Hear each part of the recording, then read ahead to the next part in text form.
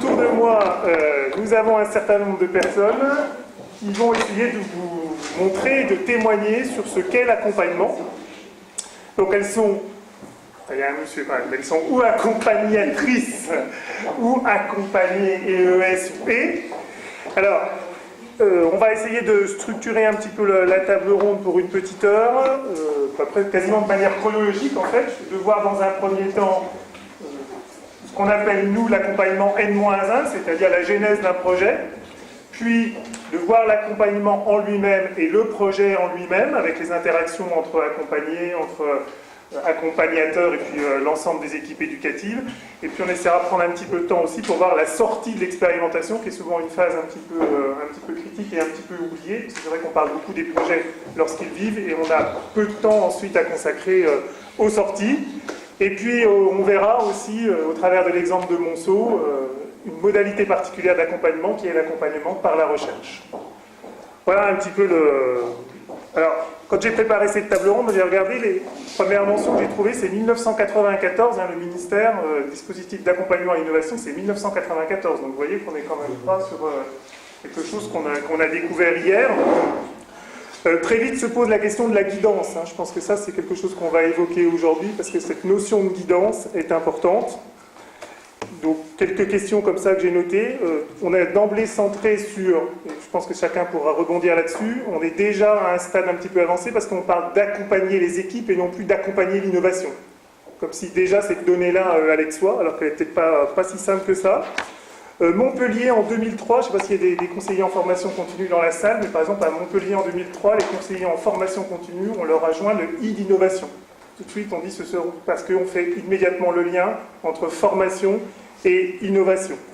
Et puis toujours des questions qu'on connaît, c'est-à-dire innover est-il possible dans un système éducatif? Je ne développe pas, mais ça je pense que c'est des questions sur lesquelles également on pourra rebondir, parce que c'est des questions qui sont habituelles. Et puis également une phrase que j'ai notée, c'est qu'on accompagne les accompagnés que là où ils veulent aller. Et ça je pense que c'est aussi une question qui peut être mise en débat, parce qu'il y a peut-être un moment des risques de sortie de route. Voilà, alors autour de nous, on va commencer donc faciliter les projets, donc l'année N-1. Donc Monsieur Montfort, je pense que je vais vous laisser vous présenter rapidement. Bien, je suis donc Monsieur Montfort, donc j'enseigne le français au collège Jean Mermoz à Chauffailles. Et puis on a commencé une expérimentation il y a 3 ans, enfin donc l'année avant les débuts de l'expérimentation, c'était à peu près il y a 3 ans, donc on a voulu mener un projet autour de l'évaluation par compétences et puis la suppression de la note en 6e, sur le niveau 6e. Madame Védère, je vous laisse vous présenter. Donc, je suis professeure au collège d'Épinac. Nous avons mis en place un certain nombre, je suis professeure de français, nous avons mis en place depuis 4 ans l'évaluation par compétences en 6e et en 5e. Nous travaillons aussi en relation avec l'école primaire et nous avons mené des projets, nous intervenons en tant qu'enseignants à l'école primaire, nous avons mené des projets durant 2 ans, nous sommes toujours en train d'ailleurs, et nous prenons en charge donc comme ça un certain nombre d'élèves au niveau des classes de CM2, nous faisons avec eux des projets théâtre par exemple, dans le cadre de la liaison au CM de 6e, donc, et nous préparons ainsi l'accompagnement personnalisé de façon assez structurée. Et nous travaillons aussi dans le cadre des projets innovants avec les tablettes pour les 6e et bientôt avec les 5e et 4e. Voilà. Alors, peut-être qu'on se présentera chacun au moment des interventions. Donc, par exemple, Chauffailles, qu'on appelle l'année N-1, ça signifie quoi pour l'année avant le projet? Donc, ce qui s'est passé, c'était donc le chef d'établissement, M. Blanchet à l'époque, nous avait parlé du projet d'évaluer par compétences en 6e à une équipe qui n'avait pas vraiment réfléchi au sujet encore. Et donc l'année avant de commencer, face à une équipe pédagogique pas forcément très impliquée par le sujet et peut-être même réticente, donc on avait sur une soirée reçu la visite de Madame Pro, de Monsieur Dussert, de Madame ici présente aussi, pour nous présenter un petit peu les contours de ce projet et essayer peut-être de nous convaincre, pour aller dans le sens du chef de l'établissement. Sophie Pro, alors, convaincante? Apparemment oui, puisque le projet fonctionne. Donc, comment est-ce que vous recevez, par exemple? Comment est-ce que vous, à un moment, on vous dit, c'est le chef d'établissement qui vous appelle, qui vous sollicite? En fait, c'était l'équipe du PTA à l'époque qui donc lançait des appels à projets et donc les projets remontaient et nous étions dans la démarche d'expertiser ces projets et de les donner à validation par le recteur. Et en fait, cette démarche ne nous convenait pas forcément parce que les projets n'étaient pas... Enfin, la formalisation des projets rendait assez difficile l'expertise. Il nous manquait des éléments, c'était pas toujours très compréhensible. Donc, pour nous, on trouvait dommage de mettre de côté un projet ou de le retourner sans, en amont, avoir proposé un accompagnement aux équipes. Donc, c'est ce qu'on a fait dans l'appel à projet suivant. Et en effet, M. Blanchet donc, nous a sollicité parce qu'il arrivait dans l'établissement et il souhaitait impulser quelque chose de nouveau et nous nous y sommes rendus, en effet. La première rencontre. Donc là, ce qui était intéressant, c'était de voir la lente évolution des mentalités chez les collègues. Donc à la base, c'était vraiment l'impulsion du chef d'établissement. Et au sortir de la réunion, bon, on s'est regardé. Ouais. Et puis, il a fallu du temps pour, en fait, c'est simplement se remettre en cause soi-même dans ses propres pratiques, accepter de se poser des questions. Et donc, il y a eu aussi autre chose, encore de l'initiative du chef d'établissement, c'était d'envoyer certains collègues dans des établissements qui expérimentaient déjà des choses en la matière. Et ceci, plus ceci, ça a maturé un peu dans les cerveaux. Et puis à la fin de l'année scolaire, on s'est retrouvés, les collègues, et on s'est dit, bon, est-ce qu'on se lance, est-ce qu'on se lance pas? Et puis, même si toutes les réticences n'étaient pas encore levées, on s'est lancé. Mais il a fallu, cette visite, aller voir ce qui se passait ailleurs, pour accepter de mettre un petit peu le pied dans l'eau froide et tester. Des outils pour cette première visite, pour cette lecture des projets? Pour la lecture des projets ou pour la... Les deux. Alors, pour la lecture des projets, oui, nous avions une grille, Mais en fait, je voulais revenir sur ce que vient de dire Monsieur Montfort. C'est vrai que nous sommes allés donc dans cet établissement. Notre idée, alors Anne était avec moi, Annick, c'était pas Monsieur Dussert, c'était Monsieur Robardet du premier degré qui était avec nous, et Madame Bédère. On a choisi aussi d'être accompagnés d'un enseignant, d'une enseignante qui connaissait cette thématique-là et qui pouvait apporter son expérience. Et je crois que ça a été un élément aussi déclencheur. On n'a pas voulu être les inspecteurs qui arrivent dans l'établissement, comme le disait tout à l'heure aussi Madame Robert, c'est pas du top-down, c'est aussi faire monter une mayonnaise, je dirais, faire adhérer les enseignants. Et pour ça, quoi de mieux qu'un autre enseignant pour aussi dire que nous aussi on a eu cette réflexion, nous aussi on a eu du mal, on s'est posé les mêmes questions, mais on y arrive. Enfin, Madame Bédère va vous en parler, mais... Je vous en prie. Donc voilà, on a simplement apporté un certain nombre d'exemples et surtout pas des modèles. Je crois que ça c'est très important. Un certain nombre d'exemples d'évaluation par compétences qu'on a pu mettre en œuvre, des bulletins que nous avions réalisés ensemble au sein de l'équipe pédagogique. Et ça me semble très important de montrer ce qui fonctionne. Les questions qu'on a pu se poser aussi, ça permet de gagner un petit peu de temps.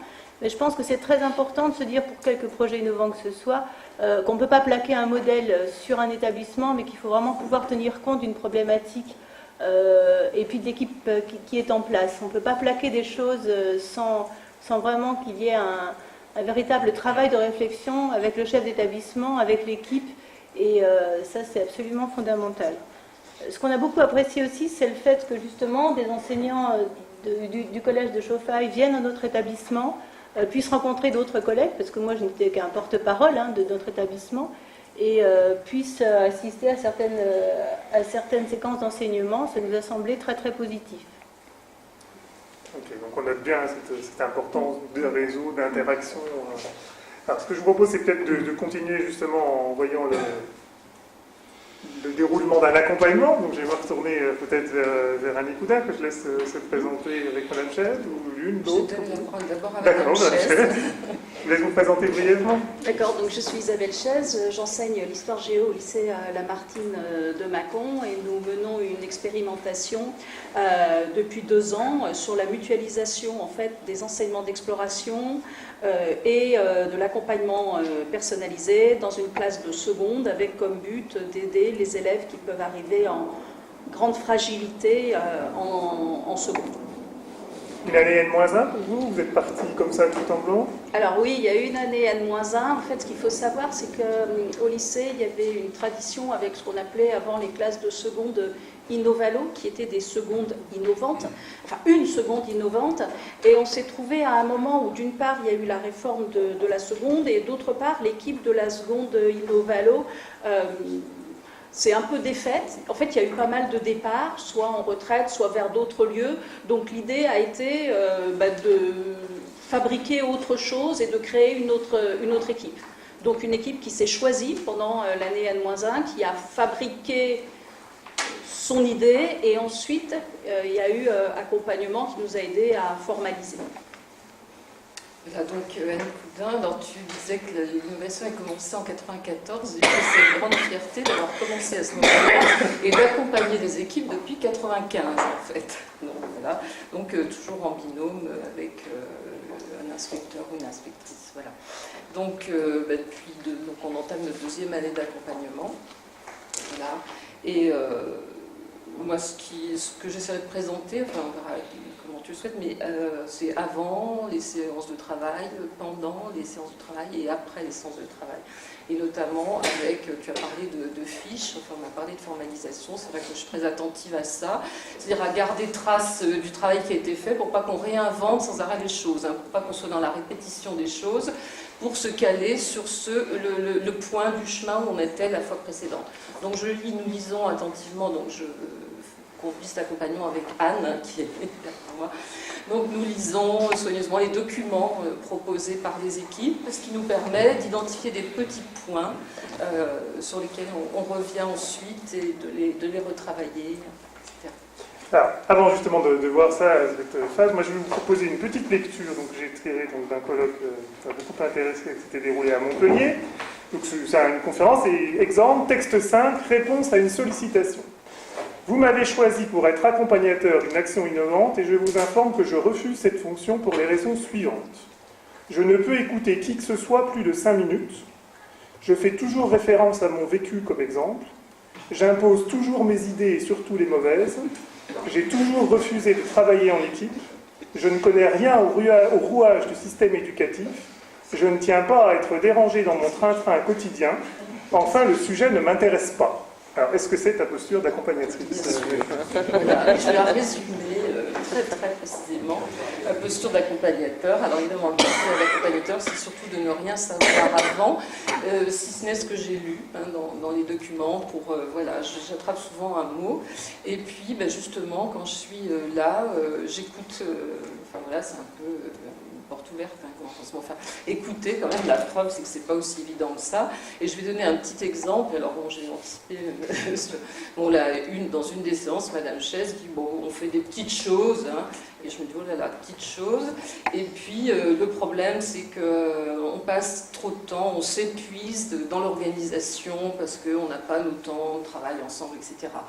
Et bien rien qu'avec cette petite phrase-là, on avait de quoi réfléchir aux effets des pratiques pédagogiques, etc. Dans ces petites choses, on allait pouvoir creuser quelles étaient les modifications des pratiques pédagogiques et quels étaient les effets sur les acquis des élèves, éventuellement. Donc ça, c'était une piste de réflexion à long terme qui s'ouvrait. Et puis, dans la mesure où, le jour de où Madame Chaise dit ça, il y avait dans le travail, dans l'équipe, il y avait l'équipe de direction qui participait à la séance, et le proviseur adjoint, notamment, a enclenché à ce moment-là un travail qui fait que l'organisation s'est trouvée modifiée. Donc voilà, au travers d'une phrase, on ne savait pas avant qu'il y allait avoir des impacts éventuellement sur l'organisation. C'est vraiment au cours du travail, pendant la séquence, que ça s'est construit. Madame Chaise, sur justement cette modification de l'organisation, hein, parce que c'est souvent une des grosses questions, comment innover avec une structure figée, des emplois du temps, etc. Votre votre réflexion? Alors c'est vrai que nous, la première année où on a travaillé comme ça a été à la Croix et la Bannière. Je crois qu'il n'y a pas d'autre mot, c'était vraiment extrêmement compliqué.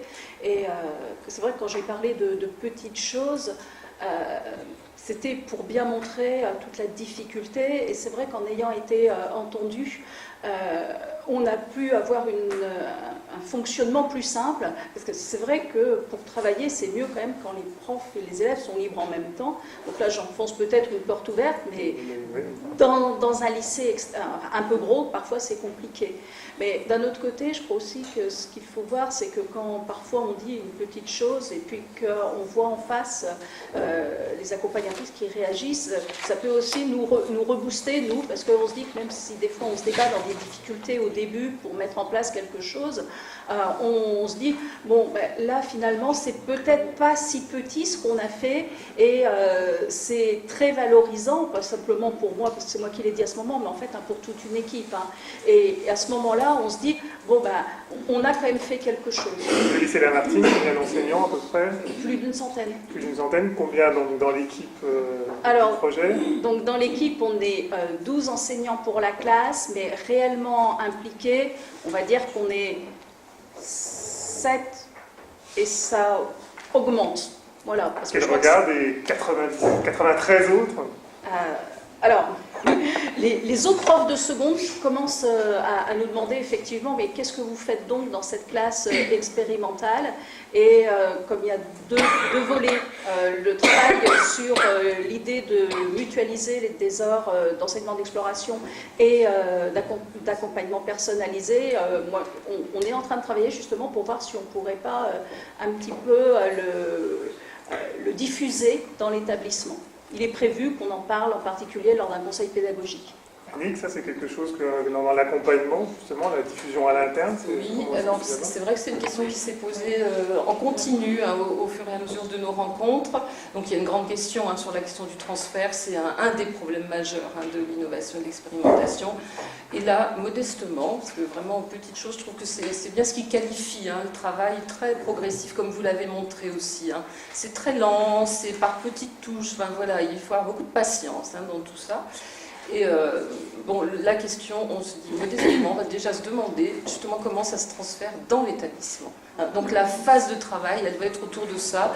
Comment on partage, tu as souligné, savoir qu'il y a 10 personnes là autour d'une table, puis il y en a déjà d'autres à l'extérieur.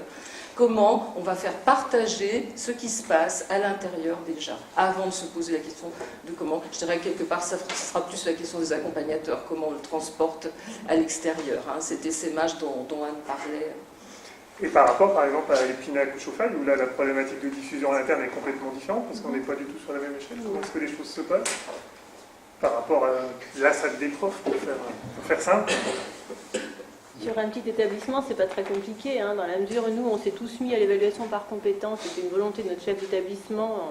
Les élèves ont été libérés, on a fait des réunions. Donc quand un chef d'établissement veut, ça se passe comme ça. Voilà. Et donc, on était formés au sein de notre établissement, on s'était renseignés les uns et les autres par des sources différentes. Et puis après, on a mutualisé, on a construit, on a établi un certain nombre de compétences transversales, un certain nombre ensuite de compétences à évaluer au sein de chaque discipline. On s'est réunis ensemble pour construire notre bulletin de façon très officielle. Et donc, voilà, après, une fois que la dynamique est lancée, on a travaillé toute matière confondue. Voilà. Et ce que je voulais, ça rebondit un peu sur ce que vous dites, ce que je voulais ajouter, c'est que les réticences dont je parlais tout à l'heure, c'est assez spectaculaire de voir comment elles tombent à partir du moment où on entre dans l'action. Je pense qu'il y a deux choses qui ont joué. Le fait qu'en pratiquant, voilà, en essayant des choses, toutes les peurs, tous les fantasmes qu'on pouvait avoir, on avait plein d'idées. Ça va être très très compliqué de faire des grilles de compétences, on va y passer nos week-ends, etc. On travaille, voilà, on y arrive. Et puis il y a une émulation qui se crée. C'est vraiment c'est un plaisir de chercher et puis de travailler en équipe. Et puis la position du chef d'établissement est importante. Il a changé de posture au cours de ce projet. Donc d'abord, il était un peu compositeur, il voulait un peu imposer quelque chose. Et puis les choses se sont beaucoup mieux passées à partir du moment où il est devenu un peu chef d'orchestre. C'est-à-dire, la partition, on l'écrivait ensemble. Et il y a une expression, je ne sais plus comment on dit, c'est l'enseignant ignorant ou je ne sais quoi. Enfin, on ne sait pas très bien, mais on est un peu tous au même niveau. Et on cherche des solutions ensemble. Donc, enseignants, chez l'établissement, on s'est retrouvés une fois par semaine à peu près pour essayer de mettre en place le projet, d'avancer, voir les questions qui se posaient, trouver des solutions. Et puis, petit à petit, les réticences sont tombées. Voilà. Oui, pardon. Sophie Pro, c'est facile pour un inspecteur de rester comme ça en retrait, de dire finalement le projet il est en train de se construire, on est juste là pour à un moment peut-être dire oh bah oui, n'oubliez pas ça, voilà, on laisse vivre, c'est facile pour un inspecteur comme posture? Je pense que c'est pas très compliqué, il faut savoir où est sa place. Hein. On est des conseillers, on est là pour conseiller, on n'est pas là pour juger, on n'est pas là pour imposer. Un projet il va fonctionner que s'il naît des équipes hein, et pas de ce qu'on va leur dire. C'est ce que disait un petit peu Annick tout à l'heure aussi. L'idée c'est d'être ignorant, c'est voilà, on va vous aider, on n'en sait pas plus que vous, mais voilà, vous êtes là, vous voulez arriver là, ben, on va y aller ensemble. Et ça finalement j'imagine que c'est intellectuellement assez facile quand on est hors champ disciplinaire, mais si on est amené à un projet qui est plus lié au disciplinaire, ça. Peut-être, j'ai pas eu l'occasion, mais peut-être, c'est vrai. Je ne sais pas si certains collègues inspecteurs, ils ont déjà accompagné peut-être sur du disciplinaire. Certains collègues présents accompagnés sur du disciplinaire, oui. Non, apparemment pas. C'est peut-être un choix dans la répartition des dossiers, si vous envoyez hors champ disciplinaire finalement. Ben, l'idée c'est ça, c'est quand même de ne pas être dans son champ disciplinaire pour avoir ce recul et cette hauteur qu'on doit prendre par rapport au projet et se détacher un petit peu du contenu, je dirais, disciplinaire, justement, des connaissances pures, mais être plutôt sur voilà, les pratiques pédagogiques. Comment on peut avancer sur les pratiques pédagogiques et pas sur le petit mot qui est mis à la place de l'autre. Ça, on n'en est pas là, quoi. Enfin, alors, les collègues enseignants, est-ce que vous avez été amenés à devenir accompagnateurs de projets en dehors de vos établissements aujourd'hui? Oui. Oui. Oui, donc plusieurs établissements chaque fois en expliquant un petit peu notre approche et puis aussi en tenant compte, je l'ai déjà dit tout à l'heure, mais vraiment du public qui est concerné, des enseignants et aussi des élèves hein, et des profils d'élèves. Et moi, je trouve que c'est très intéressant de participer à des mises en commun de différentes problématiques parce que ça permet de prendre du recul par rapport aussi à la propre problématique de son travail et de l'établissement dans lequel on est. Et puis, tout ce qui est échange inter-établissement me semble très, très enrichissant au niveau des pratiques. Vous aviez une expérience de formatrice avant? Oui, au niveau de la DP3. Voilà. Donc je dois avouer que ça m'a beaucoup aidé de travailler dans ce domaine-là, parce que pour ce qui est de l'ouverture sur le monde du travail, pour ce qui est du travail pluridisciplinaire, il y a vraiment des fondamentaux qu'on a pu aborder, dont on a besoin, à mon avis, dans le reste de l'enseignement. Est-ce que pour vous, là, il y a vraiment une spécificité entre l'activité de formatrice que vous avez pu avoir et l'accompagnement de projet? Est-ce que c'est des choses qui sont connexes ou vraiment les postures ne sont pas les mêmes? Ouais, ça me semble très, très complémentaire. Annick, peut-être sur les documents, les procédures, parce que je profite du retour de M. Salama.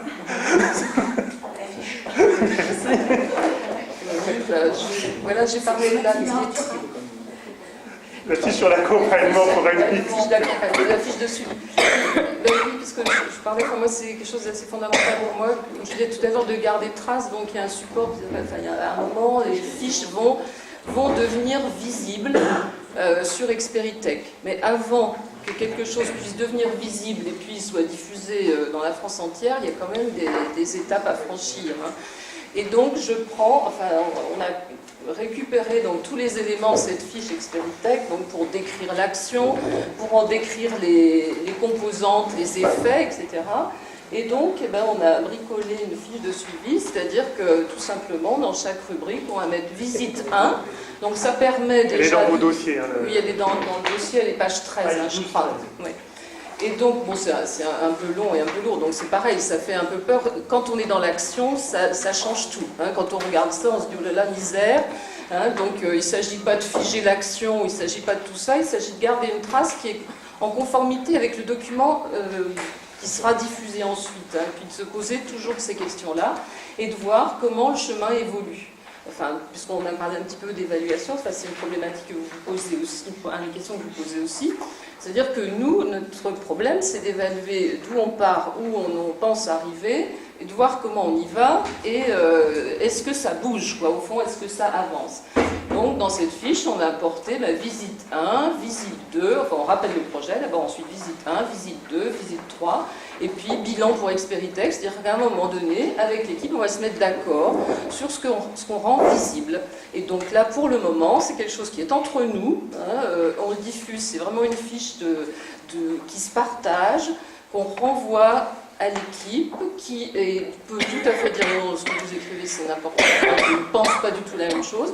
On a la possibilité d'avoir un document commun pour voir voilà, d'où on part, où on veut aller et comment on y va, et est-ce qu'on y est bien arrivé. Et parfois, ce qui est très intéressant, c'est qu'on voit apparaître des choses, c'est là où on revient, on ne sait rien à l'avance, c'est-à-dire qu'on va avoir apparaître des dimensions qu'on n'avait pas prévu d'explorer.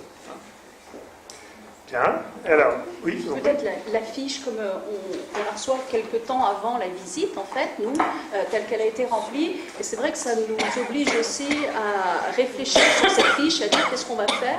Et par exemple, on a décidé de mettre en place un outil de suivi pour les élèves, mais en fait de l'année scolaire dernière, puisque le but c'est d'aider les élèves les plus fragiles. On s'est dit, ils sont presque tous passés en première, dans des premières différentes. Et on s'est dit, mais est-ce qu'on peut les suivre? Et donc, en fait, on a décidé de suivre, avec le moyen qu'on a, qui est au moins le bulletin scolaire. Donc, on va suivre tous les élèves qui sont déjà passés par, ça s'appelle l'AP+, chez nous, un renforcement, donc. Et ça nous a obligés, en fait, comme on savait qu'on allait repartir de ce qui avait été fait la fois dernière, de se dire, mais il nous faut quand même quelque chose pour réellement évaluer, sans partir que sur des a priori. Et c'est vrai que, sachant qu'on repart de cette fiche, on a fabriqué cet outil. Alors là, évidemment, vous amenez l'un des grands sujets aussi liés à l'expérimentation et l'innovation, qui est la mesure des effets, l'évaluation des effets sur les élèves. Donc peut-être que ça va nous faire une transition toute trouvée pour arriver aux deux dernières personnes de cette table ronde. Donc Annie Bonnard, que je vais laisser se présenter pour ceux qui ne la connaîtraient pas. Annie. Donc, je suis Annie Bonnard, principale du collège Jean Moulin à Montsolimine, qui est dans le dispositif Éclair, qui n'est pas dans la liste des plus à la rentrée prochaine. Pourquoi j'ai sollicité la recherche pour nous accompagner? Peut-être quelques mots sur le projet. Voilà, voilà le contexte déjà. C'est un établissement qui accueille une population défavorisée qui ne réussit pas très bien, et où on observait, j'ose dire, un certain nombre de phénomènes de décrochage très tôt, dès l'entrée en 6e, chez un grand nombre d'élèves. Donc face à ces phénomènes de décrochage, ont été mis en place des dispositifs innovants, expérimentaux, mais qui répondaient à un élément du décrochage, et qui étaient portés par une ou deux personnes. Donc il y avait un grand besoin, c'était de mettre en cohérence tout cela, et de mobiliser l'ensemble de l'établissement, ce que nous avons fait à travers l'écriture d'un projet d'établissement autour de la persévérance scolaire, puisque notre objectif principal, c'est de favoriser la persévérance scolaire. Tu nous définis peut-être en quelques mots pour toi ce que c'est que la notion de persévérance scolaire? La notion de persévérance scolaire, c'est accueillir un jeune avec ses difficultés, personnaliser son parcours afin qu'il soit en situation de réussir sa sortie du collège et sa réussite au lycée en fin de 3e. Voilà. En l'aidant, en personnalisant, et puis en tenant compte de tout le contexte environnemental. Donc pour arriver à mobiliser tout le monde, ça n'a pas été simple, d'autant plus que depuis des années dans cet établissement, un certain nombre d'expériences, de dispositifs ont été mis en place, avec un suivi qui n'a pas toujours été à la hauteur, si bien qu'un certain nombre d'enseignants disaient « on a déjà fait ». Ça on connaît, mais ça ne marche pas. Et là je te coupe juste une seconde, mais peut-être ça touche à un point qu'on n'a pas encore évoqué, qui est finalement la répétition d'expériences ou d'expérimentation ou d'innovation dans un seul établissement. C'est-à-dire qu'on parle souvent de culture d'établissement innovant, et là ce que tu mets en avant finalement c'est un frein auquel on n'a pas spontanément pensé, qui est un peu, si tu résumes comme l'impôt, trop d'innovation tue l'innovation. Oui, et surtout que le fait que l'innovation est souvent, enfin c'était le cas, le fait de quelques personnes. Qui, parce qu'ils ont une sensibilité particulière sur un champ précis, vont se mobiliser sur ce champ-là. Donc, suite à une rencontre avec Madame Blaya, suite à une conférence sur le décrochage, nous avons échangé à propos d'une expérience qui est menée au Québec, qui s'appelle Trait d'Union, et qui porte sur l'accompagnement des jeunes les plus fragiles, avec quelque chose qui est très structuré. Donc ça m'a semblé intéressant, d'autant plus qu'il y avait un gros besoin dans l'établissement de reconnaissance aussi. Les profs avaient envie d'être reconnus. Alors, reconnus par un chef d'établissement qui passe, puis pas forcément par un autre, c'était difficile aussi pour eux. Là, la reconnaissance par un chercheur pourrait être important. Donc nous avons commencé de travailler ensemble. Et nous avons mis en place ce dispositif Trait d'Union. Donc au départ, tous les jeunes du collège de 6e, 5e et 4e ont été testés pour détecter ceux qui sont les plus fragiles, qui sont en voie de décrochage. À partir de là, une vingtaine ont été sélectionnés, correspondant à 20 accompagnateurs qui ont été volontaires pour accompagner. Et voilà. Aurélie Berger, donc, arrive dans le projet quand ? Donc moi je participe à la mise en place et au pilotage du projet depuis septembre. Là réellement, ça s'est vraiment réellement mis en place depuis septembre 2013. Et donc j'ai participé à la formation des personnels, formation théorique et formation pratique. Donc formation théorique, c'est-à-dire présentation du projet, des fondements théoriques sous-jacents à ce projet. Ça s'est fait auprès de tous les enseignants et tous les personnels de l'établissement. Et puis j'ai formé de manière plus pratique les accompagnateurs qui participent au projet. C'est-à-dire que je leur ai présenté et expliqué la démarche sous-jacente à ce projet, qui est une démarche assez structurée, qui est une démarche de résolution de problèmes en plusieurs phases. Votre parcours en quelques mots ? Je suis doctorante en sciences de l'éducation. Je travaille sur un sujet qui n'a pas grand-chose à voir avec le décrochage scolaire, quoique. Je travaille sur la cyberviolence, donc les violences commises par le biais des nouvelles technologies, donc sous la direction de Catherine Blaya. D'accord. Alors, peut-être, si vous avez parlé de formation, détailler un petit peu. Donc la formation, elle a lieu au cours de toute la mise en place du projet. Il y a une formation initiale, plutôt, donc je le disais, une formation pratique où on présente la démarche de résolution de problèmes. J'ai présenté aussi les différents outils, les différentes stratégies qui sont disponibles dans ce programme. Donc, ce qu'il faut savoir, c'est qu'on a un guide, le guide Trait d'Union, qui est un guide qui a été réalisé par les chercheurs québécois qui ont mis en place, qui ont créé ce programme Trait d'Union, qui est aussi une adaptation d'un programme plus ancien qui était au départ un programme américain. Donc on a un guide Trait d'Union qui fait quelques centaines de pages et qui contient toute la démarche à mettre en place au cours des accompagnements, à savoir la première phase consiste à créer une relation de confiance avec l'élève accompagné. La deuxième phase consiste à comprendre quels sont les problèmes que rencontre cet élève. La troisième phase consiste à trouver des solutions concrètes pour répondre à ce problème. Et ensuite, la dernière phase consiste à évaluer l'action, voir où en est l'élève, est-ce que les solutions étaient appropriées ou pas, et réorienter, si besoin, l'action avec l'élève. Donc c'est une démarche qui est très structurée, C'est d'ailleurs vraiment l'intérêt du programme. D'ailleurs, on a fait une réunion il y a quelques temps de cela, quelques semaines, et Virginie Sparta, la CPE du collège, le disait bien.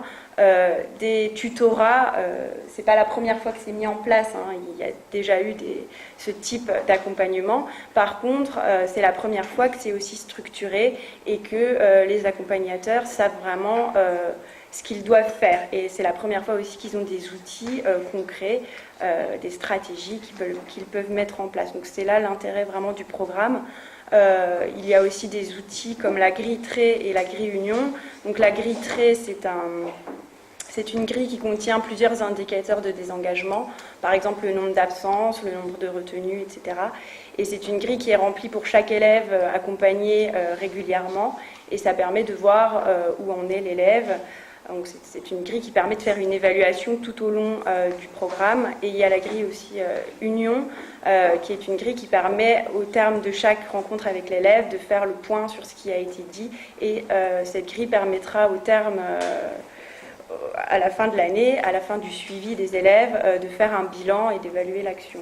Voilà, c'est très structuré, même si bien sûr des adaptations peuvent être faites.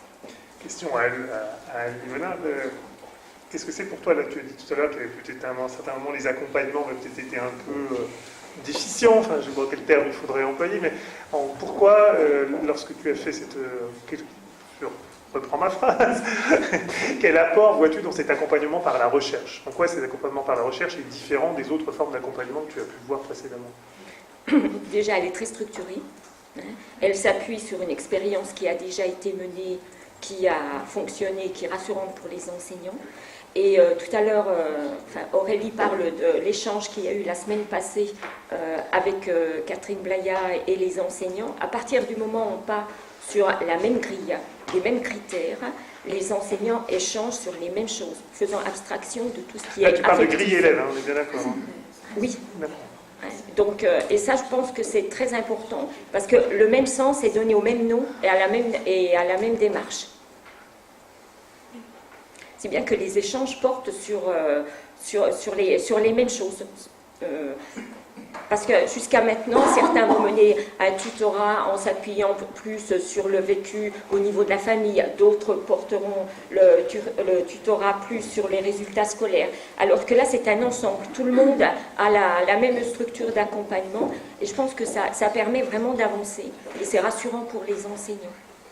Et en tant que doctorante, c'est quoi? Un nouveau terrain de jeu, un nouveau laboratoire? Qu'est-ce que c'est le collège de Monceau?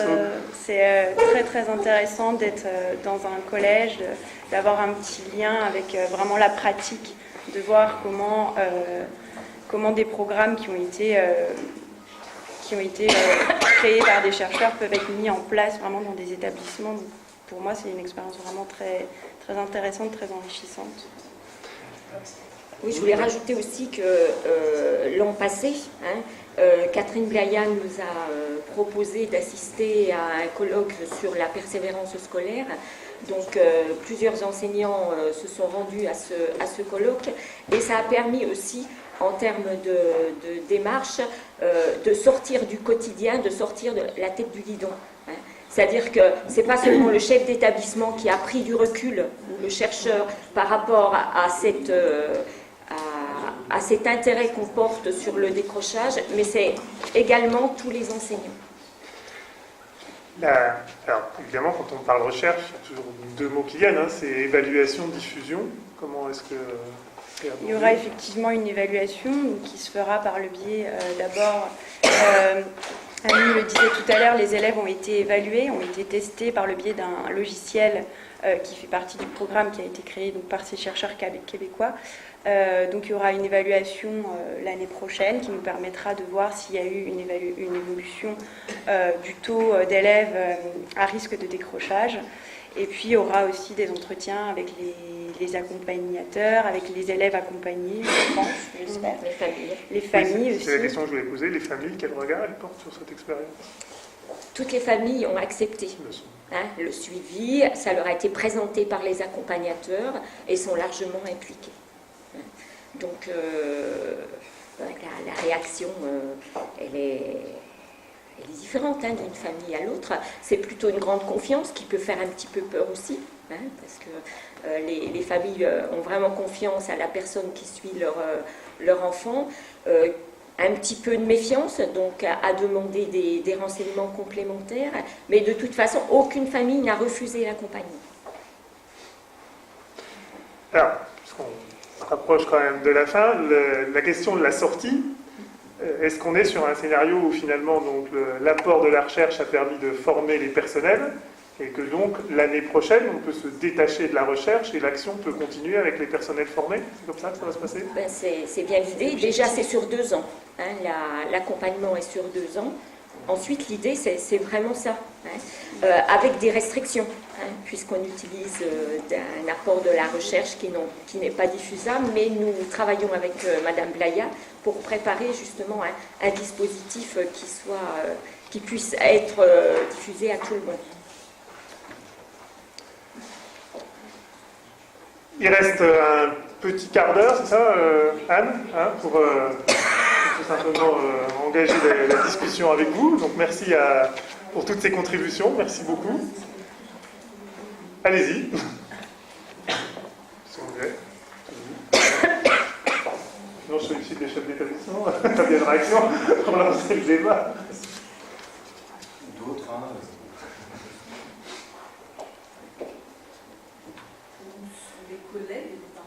Non, enfin, ce que j'ai entendu qui m'a frappé, c'est que, souvent, autour de cette table ronde, c'est au départ des projets impulsés par les chefs d'établissement. Effectivement, c'est une des entrées, mais je crois bien que ce n'est pas la seule. Je crois qu'il y a beaucoup de demandes dans les établissements. Peut-être aussi qu'on pourrait réfléchir à comment les entendre. Parce que c'est vrai que ça peut être le projet d'un chef d'établissement, mais ça peut être le projet d'une équipe. Ça doit être très ouvert à mon avis.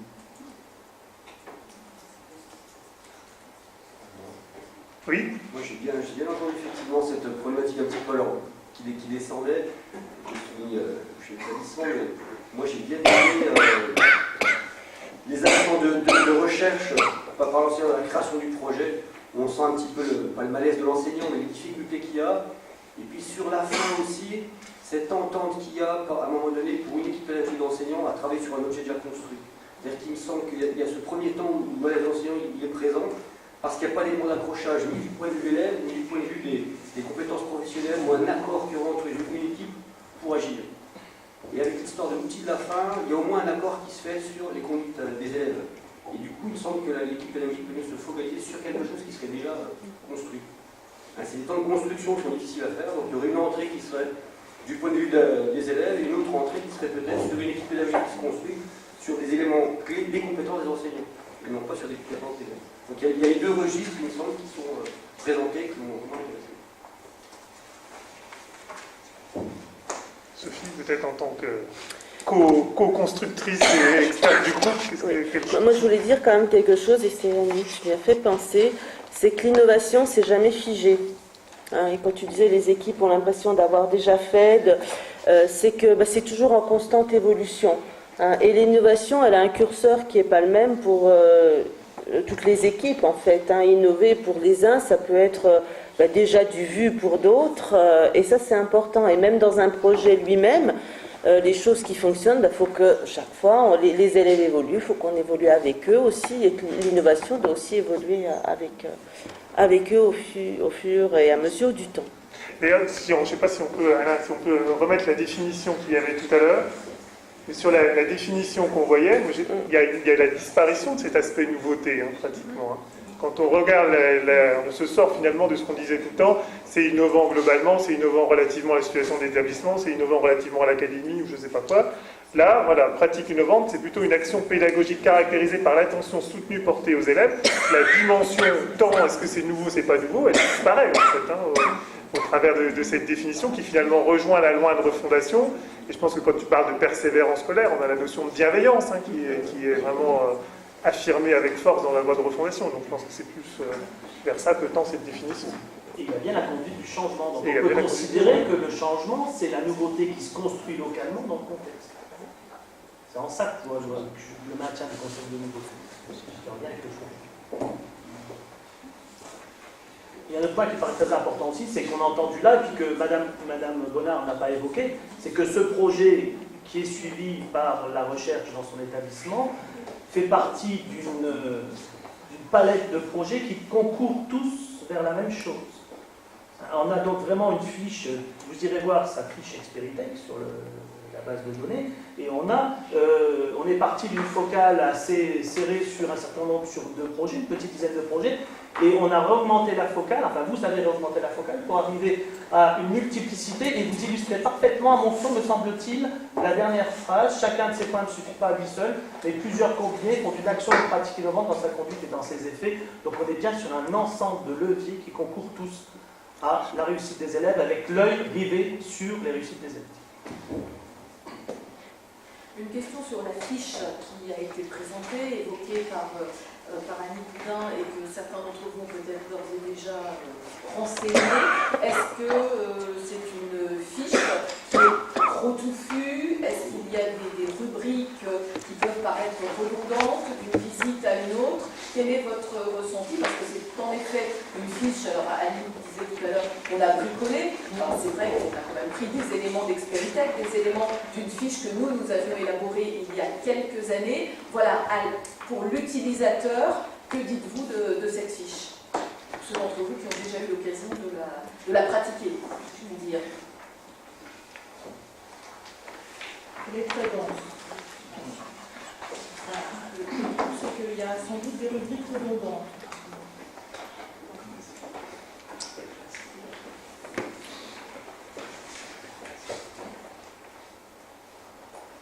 Qu'est-ce qui, à votre sens, serait à supprimer ou à... C'est vrai que c'est tout récent.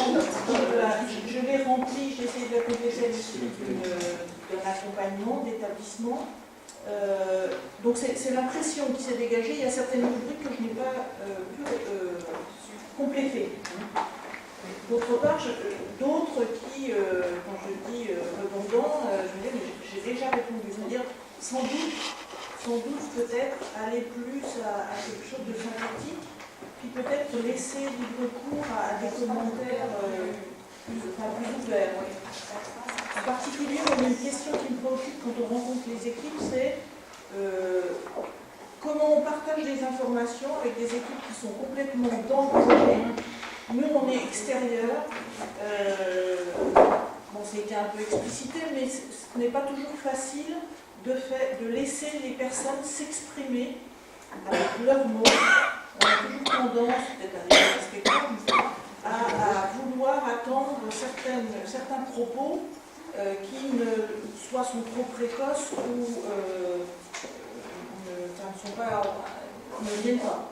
Donc ces temps d'échange sont sans doute des moments particuliers où les deux parties ne doivent pas être dans des fausses représentations. Je dois dire un certain nombre de choses ou pas, et les accompagnateurs, j'attends certaines choses ou pas. Et ce temps-là est délicat, Patrick.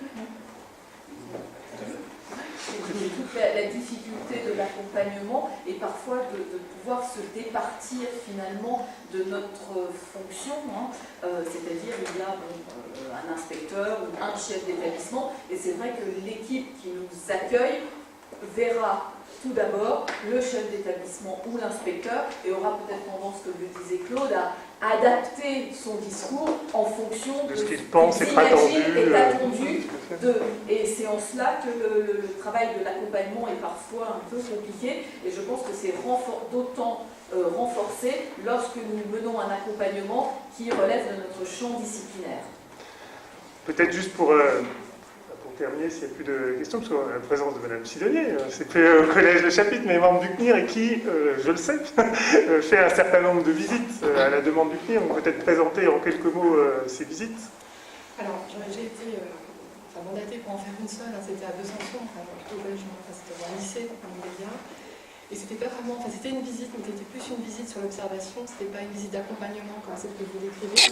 Donc on est allé voir, rencontrer une famille, une équipe qui nous a expliqué un petit peu ses difficultés de mise en œuvre au niveau du projet, comment est-ce qu'ils avaient construit le projet, leurs doutes aussi, on retrouve bien ce que vous avez dit tout à l'heure. Également, après, toute une équipe qui finalement finit par se retrouver avec d'autres en même temps qui reviennent et qui s'intéressent au projet et qui se disent bah, tiens, finalement ça m'intéresse alors qu'au départ je n'étais pas du tout intéressée. Et quand on revient de retenir, on doit faire état de ces visites en disant, en expliquant les difficultés des collègues, les effets attendus, les effets constatés. Et nous, ce qu'on disait après, c'est que sur ces fiches-là, il n'y avait pas de préconisation. Et on aurait souhaité, quand on va visiter, pouvoir faire des préconisations, nous attendues par rapport au ministère. Le ministère nous demande de travailler, mais finalement on va faire des visites et qu'en est-il ensuite? Et le but, c'est quand même de faire des préconisations, de dire voilà, sur quoi on aimerait aller, qu'est-ce qu'on préconise pour le futur, pour les collègues, comment travailler, comment avancer, et pas seulement faire des visites de constat, mais aller beaucoup plus loin que ça. Voilà. Et pour compléter aussi dans l'accompagnement, nous on l'a constaté avec Anne dans l'équipe que l'on suit, il y a des temps présentiels, on y est allé, mais il y a aussi tous les temps d'échange par courrier électronique, par téléphone, qui sont aussi importants parce que c'est des moments qui permettent de réactiver les équipes ou d'être rassurés. Et là aussi, il n'est pas forcément très évident de conjuguer ces deux temps parce que le courrier électronique instantané attend des réponses immédiates et ce n'est pas facile toujours d'exprimer par écrit des conseils ou des préconisations ou tout simplement d'échanger. Donc je pense que c'est aussi quelque chose qui évolue par rapport aux accompagnements d'il y a quelques années, c'est que les équipes maintenant n'hésitent pas à nous solliciter en dehors des temps où on les rencontre. Et il faut peser les mots, comme toujours, mais c'est aussi quelque chose qui est différent dans l'accompagnement. Pour revenir à la fiche, un peu concrètement, donc si vous avez des suggestions à faire au sujet de cette fiche, en tant qu'utilisateur, voilà, faites-le auprès de la cellule Cardi. Vos remarques seront les bienvenues, évidemment. Et puis nous rappelons donc aussi que les suivis que vous effectuez, le document qui ensuite remonte à la cellule Cardi est cette fiche-là. Donc nous souhaitons que les remontées se fassent pour une question d'harmonisation et ensuite de remontée dans Experitech. Nous souhaitons que ce soit cette fiche-là qui soit renseignée, puisqu'elle est, alors on avait inventé un terme pas très élégant, expéritico-compatible, en quelque sorte, de façon qu'on prenne des éléments de votre fiche et qu'on fasse des copier-coller directs dans Experitech. Donc si vous nous fournissez un document autre que ce cadre-là, en quelque sorte, ce sera beaucoup plus difficile ensuite pour renseigner Experitech. Voilà. C'est ce qui m'a dérangé. Voilà. C'est que à chaque fois il y a un petit bilan pour fiche Experitech. Je me suis dit, ils cherchent quoi? Des mots-clés? Ça va être ensuite, dans l'anticipation, c'était une forme de blocage, c'est peut-être un gros mot, mais d'expression qui n'était pas libre par rapport au vécu que j'avais, que nous avions de la visite. Donc peut-être que ça, je pense que c'est nécessaire, mais peut-être que ça doit venir à la fin de la fiche. Voilà, ça m'a un peu... Oui, non, mais on comprend bien, mais Experitech est un outil est très important pour la communication, bien entendu, mais est important aussi pour le DRDIE, qui suit le développement des projets en académie via Experitech, et c'est lié aussi, les remontées Experitech sont liées également à une attribution de moyens ensuite pour l'académie. Donc la qualité aussi des fiches qui vont remonter sur Experitech auront un impact concret direct aussi sur les moyens alloués à l'expérimentation et à l'innovation dans l'académie. Mais c'est quand même deux jours différents. Il y a le compte rendu de la visite et puis après il y a un format qui permet ensuite d'être... Excusez-moi, quand vous dites les moyens de l'académie, c'est les moyens pour former les personnels, c'est les moyens pour accompagner le projet? Le DRDIE met des heures à disposition des académies. Alors jusqu'à maintenant, ces heures arrivaient un peu tardivement. Donc voilà, ces choses sont en train de progresser. Et il semblerait, mais je ne suis pas sûr, il faut vraiment qu'on le vérifie, qu'il y a un lien entre le nombre d'heures attribuées et il faut faire enquête sur Moi, je ne serais pas affirmatif comme ça. En tout cas, la question d'Experitech reste entière et on ne peut pas dire d'un côté qu'on va favoriser le bottom-up et d'un autre côté dire oui, mais là, il y a la contrainte d'Experitech descendante. C'est pas comme ça qu'il vit, mais je crois qu'on peut, effectivement, ce qui est important, c'est le mot bilan et c'est pas nécessairement le mot fiche Experitech. Au départ, Experitech, c'est un outil à destination des équipes. Et là, ça se met en place doucement. Il y a combien de fiches sur Experitech? 3000, je crois, nationalement. Dans l'académie, en ce moment, on en a 37 visibles, on en a 65, mais que 37 visibles. Et l'idéal, ça serait que ce soit les équipes qui l'utilisent, mais on en parlera lors de la deuxième journée, on analysera précisément avec vous Experitech. C'est un petit peu compliqué comme logiciel à mettre en place. Alors, il ne faudrait pas que l'outil casse les initiatives. Donc, on est tiraillé là-dessus. On ne veut pas casser. C'est pour ça qu'on a fait des outils intermédiaires qui sont des outils écrits. Et à aucun moment, moi je souhaiterais que ces outils d'écrit, qui sont du Word et de l'adaptation Experitech, empêchent ou brisent l'énergie des équipes. Quitte à ce que nous, à la cellule Cardi, on renseigne Experitech, ce qui est possible de faire. Donc on a plusieurs modalités possibles. Il y a bien la fiche Experitech qui se remplit. Et là, le DRDE souhaiterait vraiment qu'on progresse dans la formalisation des projets. Donc, il ne faut pas se précipiter pour renseigner une fiche Experitech. Et après, il y a l'autre fiche, qui est la fiche de suivi que vous voyez affichée. C'est deux outils différents. Donc, moi, j'ai envie de dire, trouvez-vous à l'aise avec les fiches de suivi. Dites-nous comment on doit les faire évoluer. Et je ne souhaite vraiment pas que vous soyez coincés par la compatibilité Experitech. On est d'accord là-dessus, hein? Bien, écoutez, on est pile dans le timing. Donc, merci à tous.